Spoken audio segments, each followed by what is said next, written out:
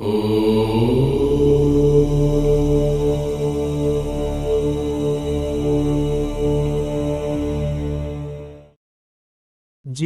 అభివృద్ధి లేకపోవడం. జ్యోతిష్య విశ్లేషణ.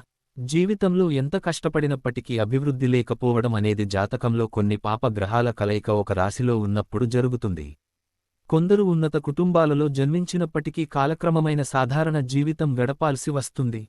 మరికొందరు ఎంతకాలం కష్టపడినప్పటికీ జీవితకాలం సాధారణ జీవితాన్ని గడుపుతారు. పూర్వజన్మ కర్మ ఫలితం అనేది ఈ జన్మకు సంప్రాప్తి చెందడం వలన ఈ దోషం ఏర్పడుతుంది.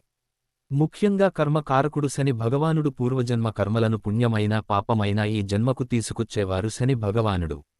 శని భగవానుడు రాహుతో కలిసి కొన్ని రాశులలో ఉన్నప్పుడు జాతకుడు ఎంత కష్టపడినప్పటికీ జీవితంలో ఏదీ సాధించలేడు.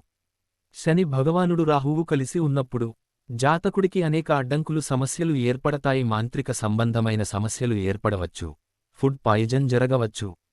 మరొక కాంబినేషన్ శని భగవానుడు కుజుడు. కుజుడు విధికారకుడు. శని భగవానుడు చేసే చర్యలకు కారకుడు. వీరిద్దరూ కలిసి ఉన్నప్పుడు జాతకుడు ఎన్ని ప్రయత్నాలు చేసినప్పటికీ ప్రారంభంలోనే ఆటంకాలు ఏర్పడతాయి. చివరి వరకు కొనసాగిన ఆ పని యొక్క ఫలితాలను పొందలేకపోతుంటారు. అనుకున్నది సాధించలేకపోతారు. మరొక గ్రహ కలయిక కుజుడు కేతువు. ఈ గ్రహాలు కలిసి ఉన్నప్పుడు వంశపారంపర్యంగా శాపం వెంటాడుతుందని అర్థం. కేతువు ద్వారా కర్మ ఫలితాలు జాతకంలో ప్రవేశించి రాహు ద్వారా కర్మ ఫలితాలు బయటపడతాయి.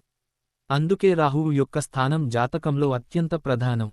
జాతకంలో శని భగవానుడు రాహువు, శని భగవానుడు కుజుడు, కుజుడు కేతువు ఈ గ్రహ కలయిక కొన్ని రాశులలో ఏర్పడినప్పుడు జాతకుడి అభివృద్ధి అనేది నశిస్తుంది. జాతకంలో అనేక రాజయోగాలు ఉన్నాయి అన్నప్పటికీ పై గ్రహ కలయిక ఆ రాజయోగాలను నిర్వీర్యం చేస్తాయి. శని భగవానుడు కర్మ కారకుడు, కుజుడు రక్త కారకుడు. జాతకంలో శని భగవానుడు లగ్నాధిపతి, లాభాధిపతి, భాగ్యాధిపతి అని భావించినప్పటికీ ఈ గ్రహాల కలయిక మాత్రం జాతకుడిని అత్యంత దయనీయమైన స్థితికి తీసుకొస్తుంది.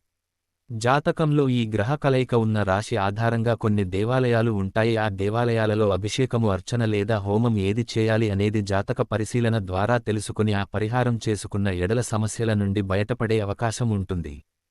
Thanks for watching. ఈ వీడియో మీకు నచ్చితే లైక్ అండ్ షేర్ చేస్తూ కామెంట్ చేసి ఈ ఛానల్ ను సబ్స్క్రైబ్ చేస్తారని ఆశిస్తూ once again thank you very much.